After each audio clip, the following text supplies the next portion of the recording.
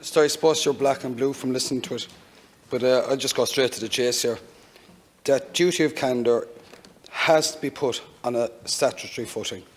We've seen it in scandals in the short few years I've been here, the scandals between the cervical check, the vaginal mesh, mother and baby homes, what's happening within the mental health system, the disability system, and it comes down to three things: oversight, accountability and responsibility. We're all working on this bill together. That is agreed basis. You've heard most of us talk about it. If we can't keep the responsibility, the onus on the service provider or the clinicians,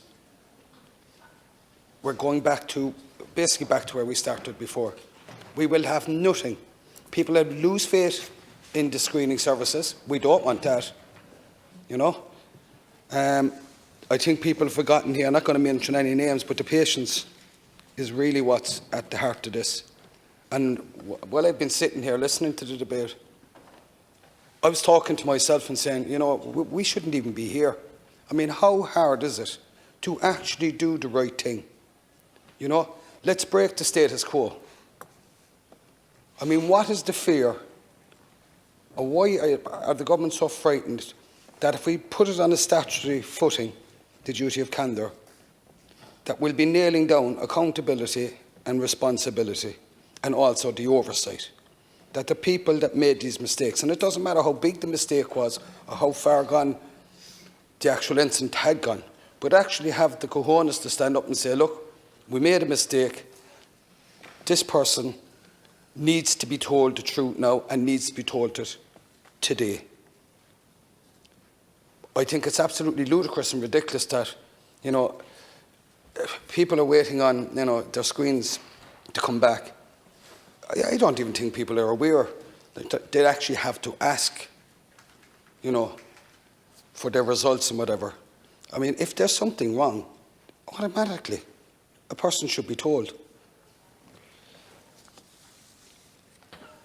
I worked on the protected disclosure, and one of the big changes in the protected disclosure legislation that will be coming into force in January, hopefully, is the reversal of the burden of proof, where somebody in the whistleblowing situation made a protected disclosure.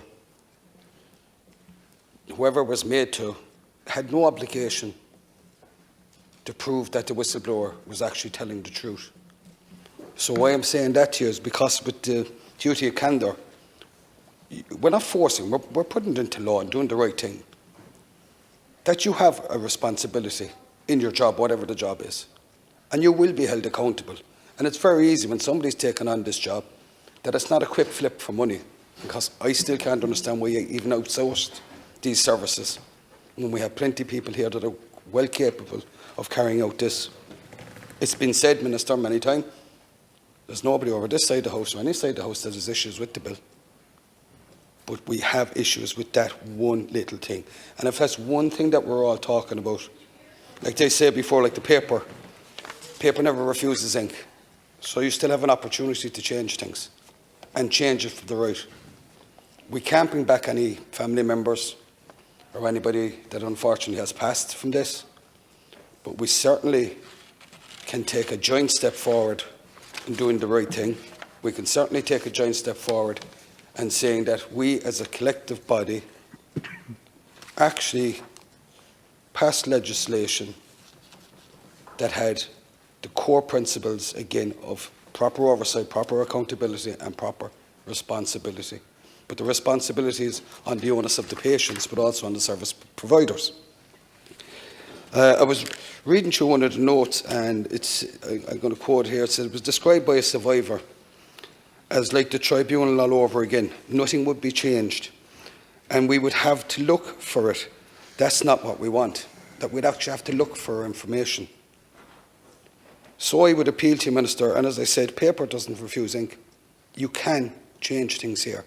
I would really, really appeal to you strongly that if we can nail down that actual duty of candour, that we would have done something right. As I said, I mean, my own wife uses the services, my own daughter uses the services. We want faith in the services, certainly do. And I mean, you don't want something hanging over you just because of a technical glitch or because there was another word that was absent from this legislation. And I would appeal to you, I mean, as I see it at the moment, the service provider can sit back, or the clinician can sit back and say, well, if they don't ask us, we don't have to tell them. No, that's not proper legislation. You have the duty to say, hold on there, lads. I notice there's something wrong here. Who do we contact, and let that person or that family know? I know it sounds like common sense, but sometimes common sense, not even in inverted commas, comes into the house here. So that would make me, you know, it just drives me bonkers. It drives me mad. I mean, it's like self-regulation. If you're having the HSE investigate the HSE, your own investigating your own, you're not going to get accountability. You're not going to get, you know, proper oversight of it. So I would appeal to you, Minister, please, if it's the only thing you can do, make sure that that duty of candour is on a statutory footing, and that everybody that's involved moving forward here will actually be held accountable if they don't do their job properly. And surely that everybody should be responsible for what they do. Thank you, Minister. Well, Margaret,